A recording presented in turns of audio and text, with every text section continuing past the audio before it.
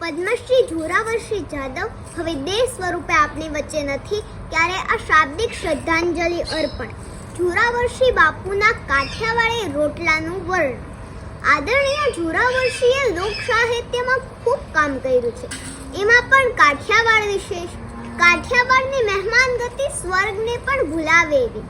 કાઠિયાવાડનો રોટલો ગાડાના પૈડા જેવો રોટલો, બાજરાનો રોટલો કે ધાંગધ્રાના પાણાની ઘંટી હોય, દીધળિયા ગામના કુંભારે બનાવેલી તાવડી હોય, ગુલાસણી ગામના વીડમાંથી વીણેલા અડાયા છાણા હોય, અને પછી મેરુ પરની રજપૂતાણીએ મધરાતે ઉઠી એ બાજરાને પ્રભાત્યાના સુરે ગાતા ગાતા ડેડો. પછી કથરોટમાં ખોબોક લોટ લઈ એનો પિંડો બાંધી તૈયાર કરી એ પિંડાને માં જેમ પેલા ખોળાના દીકરાને હેતથી ઓળવતી હોય એમ રમાડતા રમાડતા રોટલાને ઘેડો હોય, તાવણીમાં નાખી ત્રાંબ્યા જેવો છોડ્યો હોય.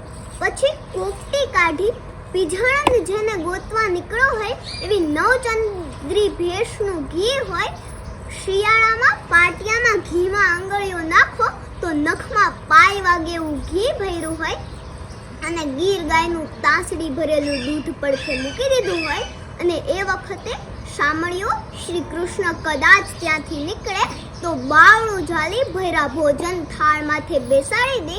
એ વખતે કૃષ્ણ ભગવાન પણ એ કહે રાધાજીને કે આપણે તો ધરતી પર ફાવી ગયું છે, તમને ન ફાવે તો વૃંદાવન છોડી અહીં આવતા રહેજો. આ એ ધરતી છે.